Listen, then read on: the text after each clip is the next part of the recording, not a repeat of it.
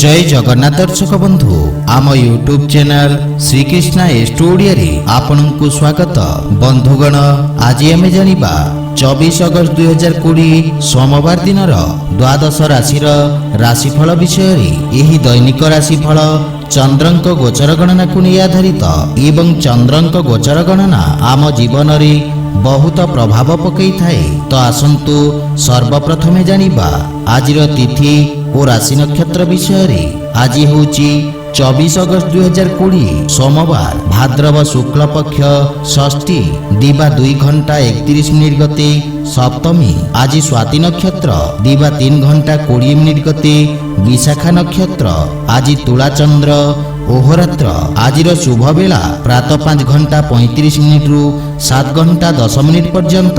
आजिर सूर्योदय प्रातः 5 घंटा 35 मिनिट। आजिर सूर्यास्त संध्या 6 घंटा 17 मिनिट। आजिर पर्वोत्सव षष्ठी ओषा और सोमनाथ व्रतारंभ कुक्कुटी व्रत और ललिता सप्तमी। आज नवजात शिशुर तुला राशि। आज दिनर शुभ पाई जप ओम श्री रामाय नमः। तो बंधुगण आसंतु जानिबा आजिर द्वादश राशि राशिफल विषय रे। ता पूर्वरु आम चैनल को जो माने नुआ करी आछंती तले थिबा लाल रंगर सब्सक्राइब बटन को दबाई आम चैनल को सब्सक्राइब करंतु ओ पाखरी थिबा घंटी बटन को दबाई ऑल रे सिलेक्ट करंतु। काहे कि ना आमे अपलोड करिथिबा प्रत्येक वीडियो रो नोटिफिकेशन सर्वप्रथमे पाई परिबे। तो प्रथमे जानिबा मेष राशि विषय रे। आज राजनैतिक क्षेत्र रे जड़ित व्यक्तिंक पई दिनटी विशेष लाभर स्थिति विकसित करिबो एवं समयर पूर्ण लाभ उठाई परिबे।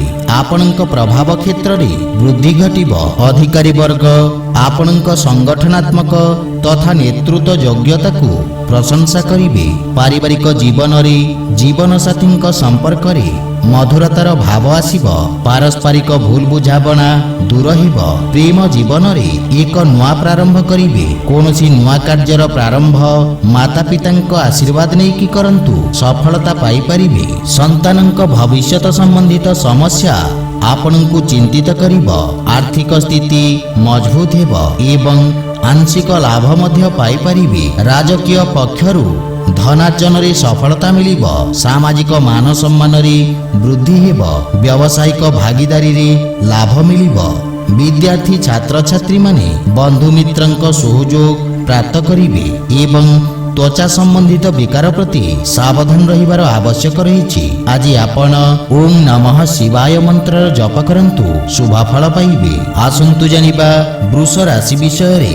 आज शत्रु आपणक विरुद्ध रे षडयंत्र रचना करिवार प्रयास करिबे किंतु आपण निज बुद्धि बल कौशल तथा पराक्रम रे समस्त समस्या को सफलता पूर्वक सामना करिबे।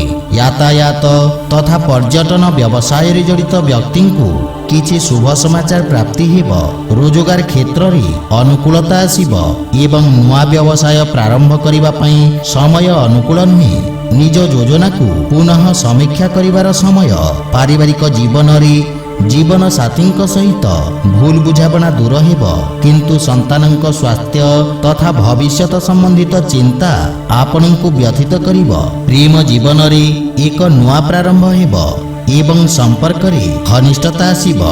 आर्थिक स्थिति रे पूर्वापेक्षा किछि सुधार हेबो एवं उन्नतिर मार्ग प्रशस्त हेबो। स्वास्थ्य दृष्टिरु दिनटी उत्तम रहिछि किंतु अत्यधिक धां दौड़ा बा मानसिक श्रम कारणरू थकापन बा दुर्बलता अनुभव करिबे। आज आपण शिवलिंग रे जल अर्पण करंतु शुभ फल पाइबे। आसंतु जानिबा मिथुन राशि विषय रे। आज आपणको उच्च अधिकारी वर्गरू प्रोत्साहन मिलिबो। रोजगार क्षेत्र रे आपनकु निज कौशल प्रदर्शित करिवार अवसर प्राप्ति हेबो। विशेष रूप रे विद्यार्थी छात्र छात्री माननकु शुभ परिणाम मिलिबो एवं उच्च शिक्षार मार्ग प्रशस्त हेबो। व्यवसाय क्षेत्र रे संबंधित अवरोध रे हानि घटिबो। पारिवारिक जीवन रे संतान संबंधी शुभ समाचार प्राप्ति हेबो किंतु जीवन साथी सहित संपर्कर ध्यान रखंतु एवं मातांक स्वास्थ्य अवस्थार ध्यान रखंतु। छोट भाई भौणी सहयोग लागी रहिबो। गृहर साजसज्जा रे धन व्यय करिबे। निज भविष्यत को ने सामान्य चिंतित रहिबे। प्रेम जीवन आनंददायक रहिबो। आपण भविष्यत योजना रे କାର୍ଯ୍ୟ କରିବେ, କିନ୍ତୁ କାର୍ଯ୍ୟକ୍ଷେତ୍ରରେ ଶିଥିଳତା କାରଣରୁ ମନ ବ୍ୟଥିତ ରହିବ ଏବଂ ନଗଦ ଧନର ଅଭାବ ବ୍ୟବସାୟକୁ ପ୍ରଭାବିତ କରିବ। ଆପଣଙ୍କ ସ୍ୱାସ୍ଥ୍ୟାବସ୍ଥାର ବିଶେଷ ଧ୍ୟାନ ରଖନ୍ତୁ। ଆଜି ଆପଣ ଓಂ ରଂ ରାମଚନ୍ଦ୍ରାୟ ନମଃ ମନ୍ତ୍ରର ଜପ କରନ୍ତୁ, ଶୁଭ ଫଳ ପାଇବେ। ଆସନ୍ତୁ ଜାଣିବା କର୍କଟ ରାଶି ବିଷୟରେ। ଆଜି ଆପଣଙ୍କୁ କିଛି ମାନସିକ ଚିନ୍ତା ବ୍ୟଥିତ କରିବ। ଆପଣଙ୍କ ନିର୍ଣ୍ଣୟ ନେବା କ୍ଷମତା ପ୍ରଭାବିତ ଓ ଦୁର୍ବଳ ରହିବ ଏବଂ ଆପଣଙ୍କ ଆତ୍ମବିଶ୍ୱାସରେ ହାନି ଘଟିବ। ଆପଣଙ୍କ ବିରୋଧୀ ଓ ପ୍ରତିଦ୍ୱନ୍ଦ୍ୱୀ ସକ୍ରିୟ ରହିବେ, କିନ୍ତୁ ଆପଣଙ୍କ ପରିଶ୍ରମୀ ସ୍ୱଭାବ, ଇଚ୍ଛା ଶକ୍ତି ଏବଂ ସଂକଳ୍ପ କାରଣରୁ ବ୍ୟବସାୟରେ ସଫଳତା ପ୍ରାପ୍ତ କରିବେ। ଛାତ୍ରଙ୍କୁ ଏକାଗ୍ରତା ବଜାୟ ରଖିବାରେ ସଂଘର୍ଷ କରିବାକୁ ପଡ଼ିବ। ପାରିବାରିକ ଜୀବନରେ ମାତାଙ୍କ ସହିତ କିଛି ବୈଚାରିକ ମତଭେଦ ଦେଖାଦେଇପାରେ, କିନ୍ତୁ ପିତାଙ୍କ ସହଯୋଗ ଓ ମାର୍ଗଦର୍ଶନରୁ ଲାଭ ମିଳିବ। ପୁରୁଣା ବନ୍ଧୁମିତ୍ରଙ୍କ ସହିତ ଦେଖା ସାକ୍ଷାତ କରିବେ। ବିଦେଶରୁ ଶୁଭ ସମାଚାର ପ୍ରାପ୍ତି ହେବ। ଭାଇଙ୍କ ସହଯୋଗରୁ ପାରିବାରିକ ବାତାବରଣରେ ସୁଧାର ଆସିବ। ଆର୍ଥିକ ସ୍ଥିତି ସାମାନ୍ୟ ରହିବ, କିନ୍ତୁ କୌଣସି ପ୍ରକାର ଅସୁରକ୍ଷିତ କାର୍ଯ୍ୟ ପ୍ରତି ସାବଧାନ ରୁହନ୍ତୁ ଏବଂ ଅନାବଶ୍ୟକ ମାନସିକ ଚିନ୍ତାରୁ ଦୂରେଇ ରୁହନ୍ତୁ। ଯାନବାହନ ଚଳାଚଳ ସମୟରେ ସତର୍କ ରହିବା ଉଚିତ, କାହିଁକିନା ଦୁର୍ଘଟଣାର ଯୋଗ ରହିଛି। ଆଜି ଆପଣ ମାତା ଲକ୍ଷ୍ମୀଙ୍କ ପୂଜାର୍ଚ୍ଚନା କରନ୍ତୁ, ଶୁଭ ଫଳ ପାଇବେ। ଆସନ୍ତୁ ଜାଣିବା ସିଂହ ରାଶି ବିଷୟରେ। ଆଜି ଆପଣଙ୍କ ନୂଆ ବ୍ୟାପାରିକ ସମ୍ପର୍କ ସ୍ଥାପିତ ହେବ, ଯାହା ଭବିଷ୍ୟତରେ ଆପଣଙ୍କୁ ରାଜକୀୟ ପକ୍ଷରୁ ଲାଭ ପ୍ରାପ୍ତ କରିବାରେ ସହାୟକ ସିଦ୍ଧ ହେବ। ଆପଣଙ୍କ ପରାକ୍ରମରେ ବୃଦ୍ଧି ଘଟିବ। ଆପଣ ନିଜ ସମସ୍ତ କାର୍ଯ୍ୟକୁ ତତ୍ପରତା ସହିତ ପୂର୍ଣ୍ଣ କରିବେ। ଆପଣଙ୍କ ସାମାଜିକ କ୍ଷେତ୍ରର ବିକାଶ ହେବ ଏବଂ ଆପଣଙ୍କ ପ୍ରଭାବରେ ମଧ୍ୟ ବୃଦ୍ଧି ଘଟିବ। ସୁଗନ୍ଧ ନିର୍ମାଣରେ ସମ୍ବନ୍ଧିତ ବ୍ୟବସାୟୀ ତଥା ଅଗରବତୀ, ଅତର ଆଦିକୁ ବିଶେଷ ଲାଭ ମିଳିବ। ନୂଆ କାର୍ଯ୍ୟ ପ୍ରାରମ୍ଭ କରି ସଫଳତା ଅର୍ଜନ କରିବେ। ପାରିବାରିକ ଜୀବନରେ ଛୋଟ ଭାଇ ତଥା ବନ୍ଧୁମିତ୍ରଙ୍କ ସହଯୋଗ ପ୍ରାପ୍ତି ହେବ। ବାଳକମାନଙ୍କ ସହିତ ଉତ୍ତମ ସମୟ ବ୍ୟତୀତ କରିବେ। ପରିବାରରେ ପ୍ରସନ୍ନତା ଲାଗି ରହିବ ଏବଂ ମାତା ପିତାଙ୍କ ଆଶୀର୍ବାଦ ମିଳିବ ଏବଂ ତାଙ୍କ ଆଶୀର୍ବାଦରୁ ପରିବାରରେ ସୁଖ ସମୃଦ୍ଧି ଆସିବ। କାର୍ଯ୍ୟ ବ୍ୟସ୍ତତା ମଧ୍ୟରେ ପ୍ରେମୀଙ୍କ ପାଇଁ ସମୟ ବାହାର କରିବେ। ଆର୍ଥିକ ସ୍ଥିତି ସୁଦୃଢ଼ ହେବାକୁ ଲାଗିବ ଏବଂ ଭବିଷ୍ୟତ ପାଇଁ କିଛି ସଞ୍ଚିତ ଯୋଜନାରେ ନିବେଶ କରିବା ଲାଭପ୍ରଦ ହେବ। ସ୍ୱାସ୍ଥ୍ୟାବସ୍ଥା ଉତ୍ତମ ଅନୁକୂଳ ରହିଛି, କିନ୍ତୁ ଶାରୀରିକ ପୀଡ଼ା ଅନୁଭବ କରିବେ। ଆଜି ଆପଣ ସୂର୍ଯ୍ୟନାରାୟଣଙ୍କୁ ସିନ୍ଦୁର ମିଶ୍ରିତ ଜଳ ଅର୍ପଣ କରନ୍ତୁ, ଶୁଭ ଫଳ ପାଇବେ। ଆସନ୍ତୁ ଜାଣିବା କନ୍ୟା ରାଶି ବିଷୟରେ। ଆଜି ଆପଣଙ୍କ ସ୍ୱଭାବରେ ଏକ ନୂଆ ମଧୁରତା ଆସିବ ଏବଂ ଆପଣଙ୍କ ବାଣୀରେ ସମସ୍ତେ ପ୍ରଭାବିତ ହେବେ। କଳାତ୍ମକ ରୂପରେ ନିଜ ବ୍ୟବସାୟକୁ ବୃଦ୍ଧି କରିବାରେ ବିଶେଷ ସଫଳତା ମିଳିବ। ଆଜି କୌଣସି ମହତ୍ୱପୂର୍ଣ୍ଣ କ୍ରୟ ବିକ୍ରୟର ଅବସର ମିଳିବ। ଆପଣଙ୍କ ପ୍ରଭାବ କ୍ଷେତ୍ର ତଥା ଖ୍ୟାତିରେ ବୃଦ୍ଧି ଘଟିବ। ବିଦେଶରୁ ଆୟାତ ନିର୍ଯାତ ସମ୍ବନ୍ଧିତ କାର୍ଯ୍ୟରେ ସଫଳତା ମିଳିବ। ପାରିବାରିକ ଜୀବନରେ ପିତାଙ୍କ ସ୍ନେହ ବା ଆଶୀର୍ବାଦ ପ୍ରାପ୍ତ କରିବେ। ଆପଣଙ୍କ ଜୀବନରେ ନୂଆ ଉତ୍ସାହ ଆସିବ। ଜୀବନସାଥୀ ଆପଣଙ୍କ ସମ୍ମାନ କରିବେ ତଥା ସମ୍ପର୍କରେ ଘନିଷ୍ଠତା ଆସିବ। ପରସ୍ପରକୁ ଭଲ ଭାବରେ ବୁଝିବାର ସ୍ୱର୍ଣ୍ଣିମ ଅବସର ମିଳିବ।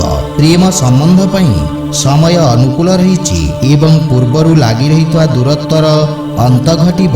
ଆର୍ଥିକ ସ୍ଥିତିରେ ସୁଧାର ହେବ। ପାରିବାରିକ ସମ୍ପତ୍ତିରେ ବୃଦ୍ଧି ଘଟିବ ଏବଂ ସ୍ୱାସ୍ଥ୍ୟାବସ୍ଥାରେ ସୁଧାର ହେବ। ଆଜି ଆପଣ ବାଳକମାନଙ୍କୁ ମିଷ୍ଟାନ୍ନ ଖାଇବାକୁ ଦିଅନ୍ତୁ, ଶୁଭ ଫଳ ପାଇବେ। ଆସନ୍ତୁ ଜାଣିବା ତୁଳା ରାଶି ବିଷୟରେ। ଆଜି ଆପଣଙ୍କ ବ୍ୟକ୍ତିତ୍ୱରେ ସୁନ୍ଦର ପରିବର୍ତ୍ତନ କାରଣରୁ ଆଖପାଖ ଲୋକେ ଆପଣଙ୍କ ପ୍ରତି ପ୍ରଭାବିତ ହେବେ ଏବଂ ଆତ୍ମବିଶ୍ୱାସରେ ବୃଦ୍ଧି କାରଣରୁ କାର୍ଯ୍ୟରେ ସଫଳତା ମିଳିବ। ଆପଣଙ୍କ ଦୈନିକ ଦିନଚର୍ଯ୍ୟାରେ ସୁଧାର ହେବ। କାର୍ଯ୍ୟକ୍ଷେତ୍ରରେ ସକାରାତ୍ମକ ପରିବର୍ତ୍ତନ ଆସିବ। ରାଜକୀୟ ପକ୍ଷରୁ ଆର୍ଥିକ ବା ବ୍ୟବସାୟିକ ଲାଭ ହେବ, କିନ୍ତୁ ଭାଗିଦାରୀ କାର୍ଯ୍ୟରେ କିଛି କ୍ଷତି ହେବାର ସମ୍ଭାବନା ରହିଛି। ପାରିବାରିକ ଜୀବନରେ ସନ୍ତାନ ପକ୍ଷରୁ କୌଣସି ଶୁଭ ସମାଚାର ଆପଣଙ୍କ ଚିନ୍ତାକୁ କମ୍ କରିବାରେ ସହାୟକ ହେବ। ଯେକୌଣସି ପ୍ରକାର ନିବେଶ ପିତାଙ୍କ ବା ଅନୁଭବୀ ବ୍ୟକ୍ତିଙ୍କ ପରାମର୍ଶରେ କରନ୍ତୁ। ପିତାଙ୍କ ସହଯୋଗରୁ ଆପଣଙ୍କ ଅଟକିଥିବା କାର୍ଯ୍ୟରେ ପ୍ରଗତି ଆସିବ। ଜୀବନ ସାଥୀଙ୍କ ସହିତ ହସ ଖୁସିରେ ସମୟ ଅତିବାହିତ କରିବେ, କିନ୍ତୁ ପରିବାରର ଅନାବଶ୍ୟକ ଖର୍ଚ୍ଚରେ ନିୟନ୍ତ୍ରଣ ରଖିବାର ଆବଶ୍ୟକ ରହିଛି। ଆର୍ଥିକ କ୍ଷେତ୍ରରେ କୌଣସି ପ୍ରକାର ରିସ୍କ ନିଅନ୍ତୁ ନାହିଁ। ସଂକ୍ରମଣ ତଥା ବିଷାଣୁଜନିତ ରୋଗରୁ ସାବଧାନ ରୁହନ୍ତୁ। ଆଜି ଆପଣ ଗୋପାଳ ସହସ୍ର ନାମ ପାଠ କରନ୍ତୁ, ଶୁଭ ଫଳ ପାଇବେ। ଆସନ୍ତୁ ଜାଣିବା ବିଛା ରାଶି ବିଷୟରେ। ଆଜି ଦିନଟି ଆପଣଙ୍କୁ କିଛି ଆର୍ଥିକ ହାନି ପ୍ରଦାନ କରିବ। ଆପଣ ନିଜ ଭାଷା ତଥା ଭାଷା ଶୈଳୀରେ ବିଶେଷ ଧ୍ୟାନ ରଖନ୍ତୁ। ଅତି ଆତ୍ମବିଶ୍ୱାସ କାରଣରୁ ଆପଣ କିଛି ଭୁଲ ନିଷ୍ପତ୍ତି ନେଇପାରନ୍ତି, ଯାହାର ଫଳସ୍ୱରୂପ ଆପଣଙ୍କ ପାଇଁ କିଛି ସମସ୍ୟା ଉତ୍ପନ୍ନ ହୋଇପାରେ।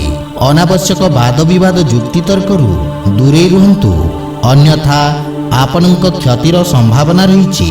ପାରିବାରିକ ଜୀବନରେ ଜୀବନ ସାଥୀଙ୍କ ସହିତ ଭୁଲ ବୁଝାମଣାକୁ ନେଇ ମନମତାନ୍ତର ଦେଖାଦେଇପାରେ। ପାରିବାରିକ ଖର୍ଚ୍ଚ ଆପଣଙ୍କ ସମ୍ପର୍କକୁ ପ୍ରଭାବିତ କରିବ, କିନ୍ତୁ ପରିବାରରେ କୌଣସି ସୁଖଦ ସମାଚାର ମିଳିବାରୁ ମନ ପ୍ରସନ୍ନ ରହିବ। ଭାଇମାନଙ୍କ ସହିତ ବିବାଦର ସମ୍ଭାବନା ରହିଛି, ସେଥିପାଇଁ ବାଣୀରେ ନିୟନ୍ତ୍ରଣ ବଜାୟ ରଖନ୍ତୁ। ଆର୍ଥିକ ସ୍ଥିତି ମଧ୍ୟମ ରହିବ, କିନ୍ତୁ ନିବେଶ ସମ୍ବନ୍ଧିତ କାର୍ଯ୍ୟରେ ସାବଧାନ ରହିବା ଉଚିତ। ଧାର୍ମିକ ଆଧ୍ୟାତ୍ମିକ କାର୍ଯ୍ୟ ପ୍ରତି ଆପଣଙ୍କ ରୁଚି ବଢ଼ିବ। ମାନସିକ ଚାପ ତଥା ବିଚଳତା ଆପଣଙ୍କୁ ଚିନ୍ତିତ କରିବ। ରକ୍ତଚାପ ସମ୍ବନ୍ଧିତ ବିକାର ପ୍ରତି ସାବଧାନ ରହିବା ଆବଶ୍ୟକ। ଆଜି ଆପଣ ଗୋମାତାଙ୍କୁ ଖାଇବାକୁ ଦିଅନ୍ତୁ, ଶୁଭ ଫଳ ପାଇବେ। ଆସନ୍ତୁ ଜାଣିବା ଧନୁ ରାଶି ବିଷୟରେ। ଆଜି ଆପଣଙ୍କ ଦ୍ୱାରା ନିଆଯାଇଥିବା ନିର୍ଣ୍ଣୟରେ ସଫଳତା ଆପଣଙ୍କ ଆତ୍ମବିଶ୍ୱାସରେ ବୃଦ୍ଧି କରିବ ଏବଂ କାର୍ଯ୍ୟକ୍ଷେତ୍ରର ବିସ୍ତାର ହେବ। ଲାଭର ଉତ୍ତମ ସ୍ଥିତି ଲାଗି ରହିବ। କୌଣସି ପୁରୁଣା ବନ୍ଧୁମିତ୍ରଙ୍କ ସହଯୋଗରୁ ବ୍ୟବସାୟିକ ସମସ୍ୟାର ସମାଧାନ ମିଳିବ ତଥା ପୁରୁଣା ବନ୍ଧୁମିତ୍ରଙ୍କ ସହଯୋଗରୁ ବ୍ୟାପାରିକ ସମସ୍ୟାର ତଥା ଆପଣଙ୍କ କାର୍ଯ୍ୟରେ ଗତି ଓ ସଠିକତା ଆସିବ। ସାମାଜିକ କାର୍ଯ୍ୟକ୍ଷେତ୍ରରେ ଆପଣଙ୍କୁ ପ୍ରୋତ୍ସାହନ ମିଳିବ। ପାରିବାରିକ ଜୀବନରେ ସୁଖ ଶାନ୍ତି ହସ ଖୁସିର ବାତାବରଣ ଲାଗି ରହିବ।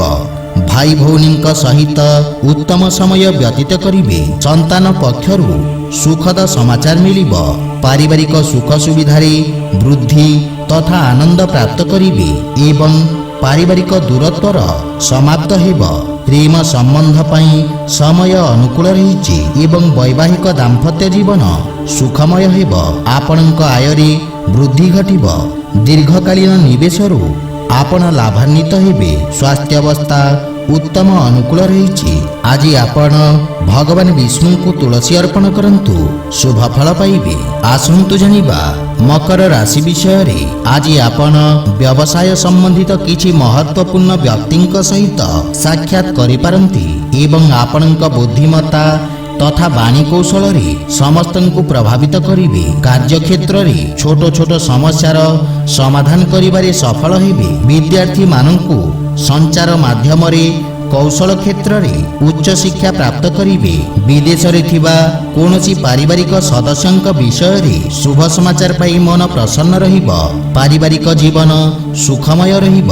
ପ୍ରେମ ଜୀବନରେ ମଧ୍ୟ ସମୟ ଅନୁକୂଳ ରହିଛି ଏବଂ ପ୍ରେମୀ ଆପଣଙ୍କ ରଚନାତ୍ମକତାରେ ପ୍ରଭାବିତ ହେବେ, କିନ୍ତୁ ସମୟର ସଦୁପଯୋଗ କରନ୍ତୁ।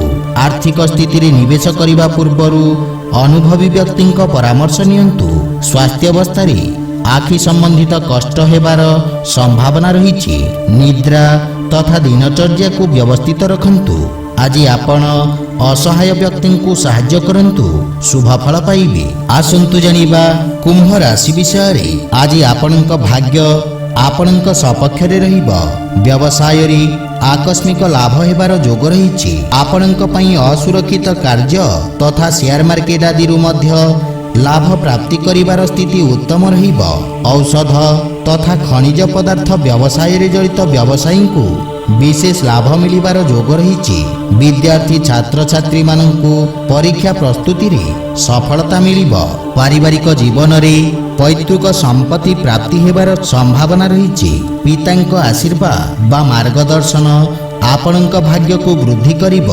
ଜୀବନ ସାଥୀଙ୍କ ସହିତ ଭବିଷ୍ୟତ ଯୋଜନାରେ ଚର୍ଚ୍ଚା କରିବେ ଏବଂ ଖର୍ଚ୍ଚରେ ନିୟନ୍ତ୍ରଣ କରିବାର ପ୍ରୟାସ ସଫଳ ହେବ।